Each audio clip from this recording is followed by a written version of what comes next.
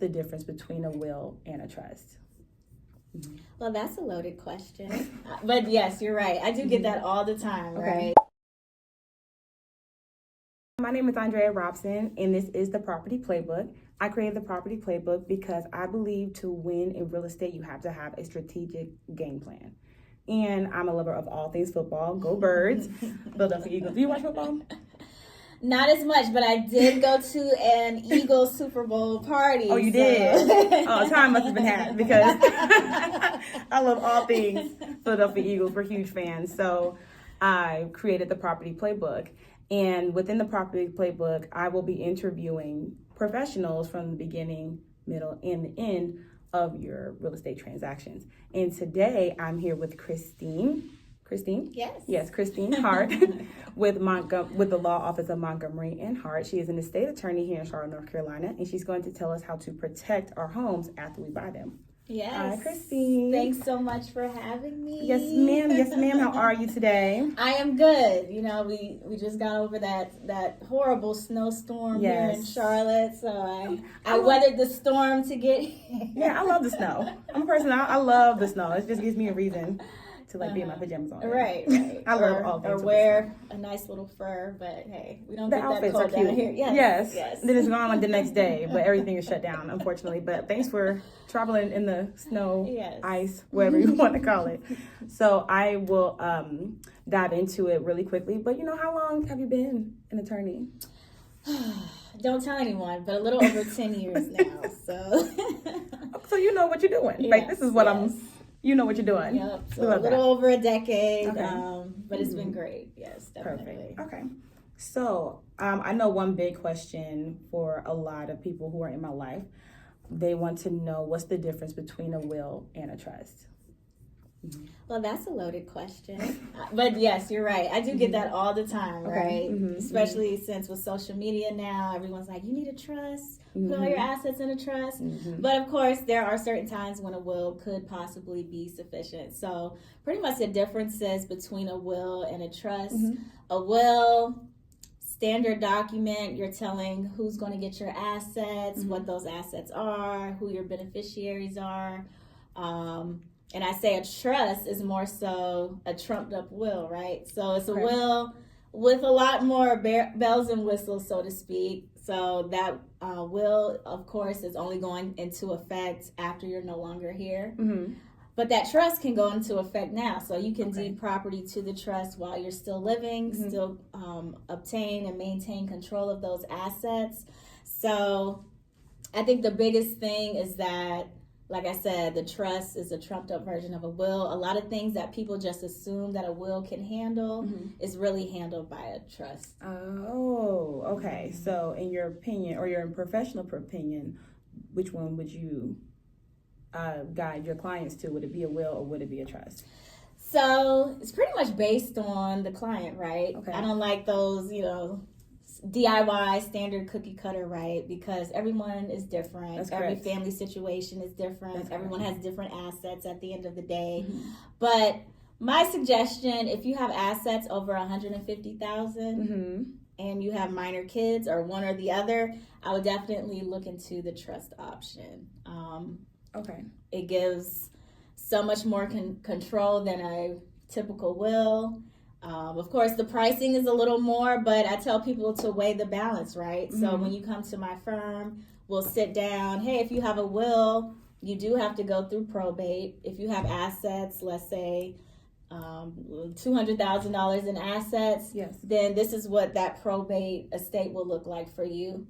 200 in assets, this is what it's going to look like if you actually go the trust route. So I let them weigh those options. And if you see that going through probate is going to be more expensive than just paying our fee to draft a trust, then of course we would say, okay, maybe let's look into drafting a trust. But if you have a more simple plan or assets and we say, okay, the benefit of getting a trust is not going to outweigh your probate, then go ahead with the will. So we like our clients to weigh those options and see what's a better fit for them and their family. Okay. And then two, you may come today for a will because you may not have, those assets greater than 150,000, but you still want that protection, right? You definitely can revisit, in the next couple years. We tell everyone 3 to 5 years is the typical time frame to reevaluate your estate plan. Okay. But life changes, life events, does. Quickly. Purchasing a home, hello, having children,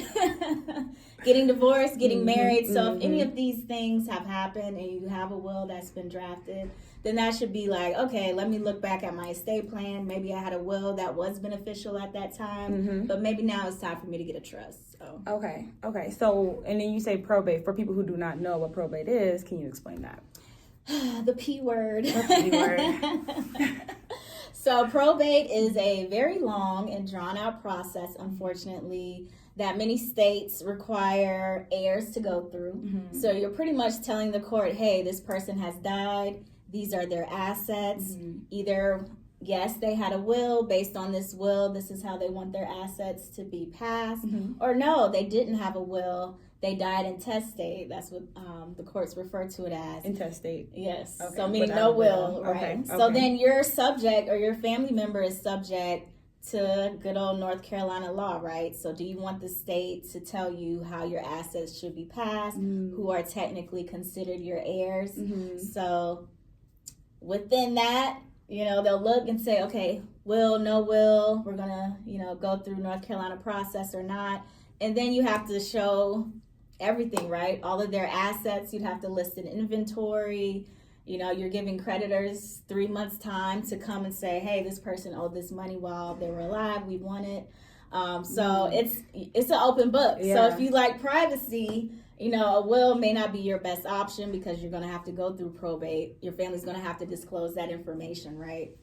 So typically in North Carolina, 9 to 12 months just to go through this process. Wow. So just imagine you have a home, right? Yes. Okay. So imagine you have a home, yes. You have to go through probate because the bank, they may be like, okay, well, your mom or grandma has now passed. Show me that you're the executor of this estate. Yes. So now you have to open probate. Now you have to wait that time frame to say, hey, I'm the executor.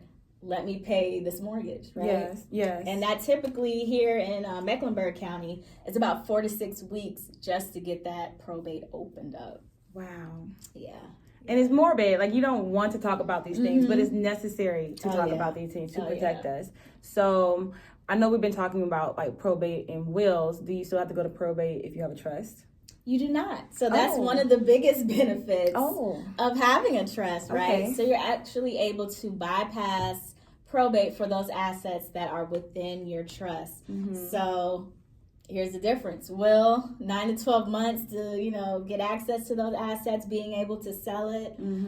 Trust, that's going to pass to your heirs within weeks. So kind of a no-brainer, but I understand. Okay, so I can see why people, especially if you purchase a house, especially in this type of market, it's going to be more than $150,000. Exactly. So let's say we especially go down. Especially if you find a house below 150, please let me know. Please message me.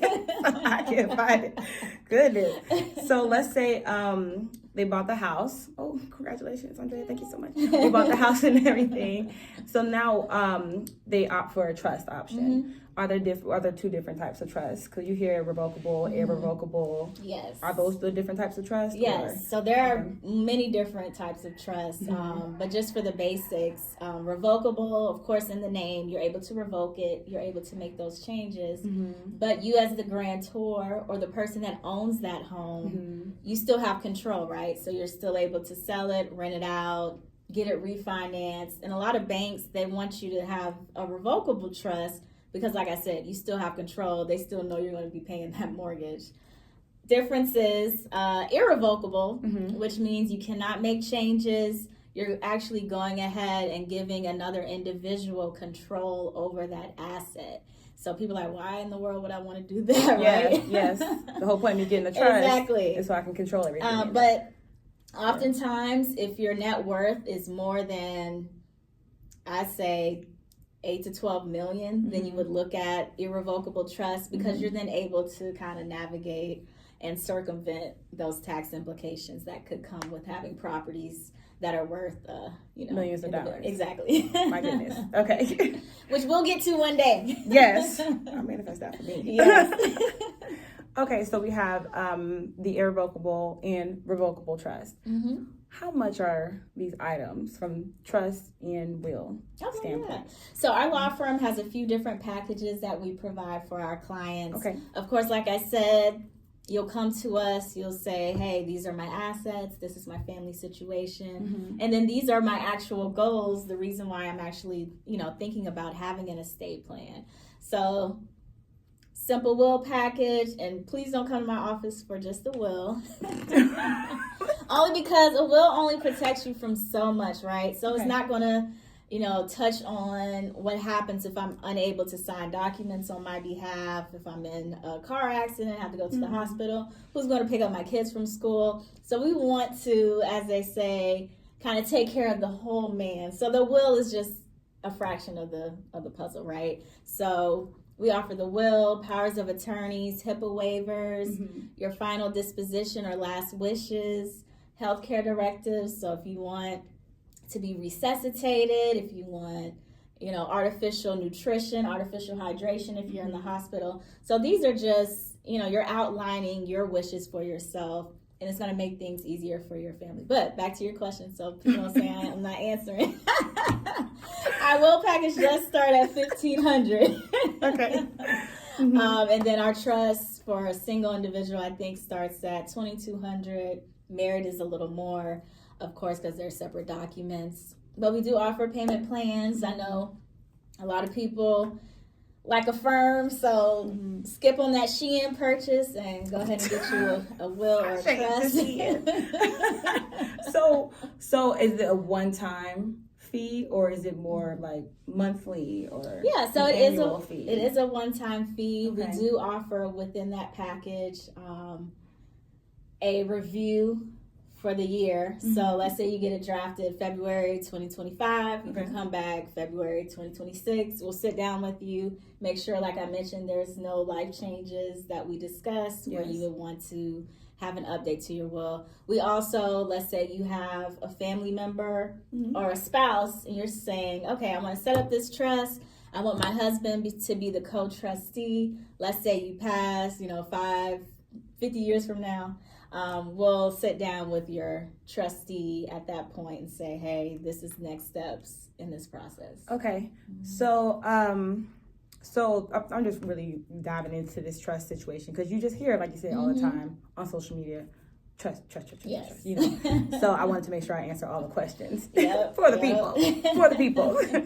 So when it comes to a trust, and you say you have a list of trustees, do they have to sign anything, or do they have to even know that they're a trustee or not? Or so typically with a revocable trust, the one that I mentioned where you still have control over the asset, you can actually draft that trust where you are the trustee yourself, right? So I have a house, I want to put it in a trust. I can also be the trustee while I'm living. And then I can have provisions that says if I'm ever incapacitated, here's the individual I want to take that role for me. Or if I die, maybe now I want my husband to be the sole trustee of that trust.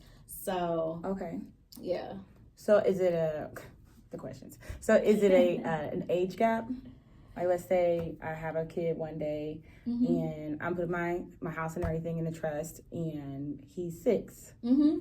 Good question. 10, Good question. So yeah, we definitely plan for that, and that's why I said, getting to know our clients. So of course, if we know you have a 6-year-old child versus someone who has a 30-year-old, we're going to plan a little different, right? Because what were to happen if you were to pass and your child is still a minor, right? So you may want to go ahead and have that trustee, maybe an aunt, maybe your spouse, maybe their parent. And that person can serve in that role as trustee, maybe until that child turns 21, 25, 30. It's up to you. And then at that time, they can take over the role and be their own trustee. Okay. And my last question. I think it's my last question. We'll see. Right, we'll see. So, because it's just really interesting to me.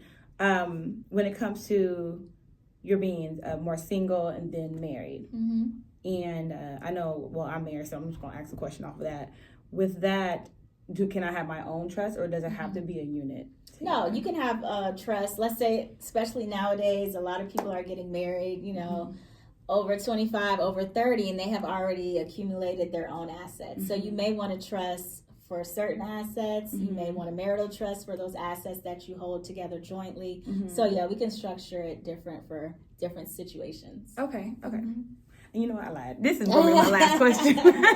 This is going to be my last question. So about this topic, we are talking about, the likelihood if someone passes in your life, or you or anyone like that. When is the right time to have a power of attorney? Right now. Oh, really? Is it right now? Yes. Especially, so a lot of people, may come to me and say, my child is going off to college. How do I get access to, their bank accounts? Or let's say your child has to go to the hospital. So they're now age of maturity, right? They're no longer a minor. So they're going to require some type of power of attorney to say, okay, I'm able to share this with your parents. So that's why I say 18. And even for convenience purposes, maybe your child is in, college 2 states away. They have a local bank account here. So maybe you want to be able to access that, or maybe they're studying abroad. So I definitely say 18. You should plan to have a power of attorney. Wow. And another caveat, a lot of people think that, okay, just because I'm married, I have control over my spouse's affairs. If something were to happen to them, I'm able to sign on their behalf. And unfortunately, that's just not the case. Okay, so what we get married, like, what's the piece of paper for? I thought what's his is mine, and what's mine is mine. Right? Maybe when he dies, but if he's ever incapacitated, you would need that power of attorney. Okay, because I wonder so we usually think about power of attorney when it's kind of like they're on their last, legs, and not necessarily like kind of in the beginning at 18 years old. Yeah. Well, goodness, this has been very informative, especially for me. Christine, thank you so much. Yes. Can you tell the people how they can get in contact with you if they have any further questions? Yes, any further questions, you want to reach out and actually take over that control and say, North Carolina, this is all great and dandy, but I want my own plan in place for how my assets are to be distributed to my family. Yes. You definitely reach me all Instagram, Facebook, social media handles at Queen City Attorney. Follow me online. We actually have monthly webinars where we teach and go a little bit more in depth on estate planning, on a will, on a trust. And then at the end, we also give a small little incentive. So definitely check us out, www.montgomeryandhart.com. Perfect. Thank you so much. Thank you. And if you are in the market to find a home here in Charlotte, North Carolina, you can feel free to contact me. My name is Andrea Robson, Motor and Realty. Until next time, I will speak to you again at the Property Playbook.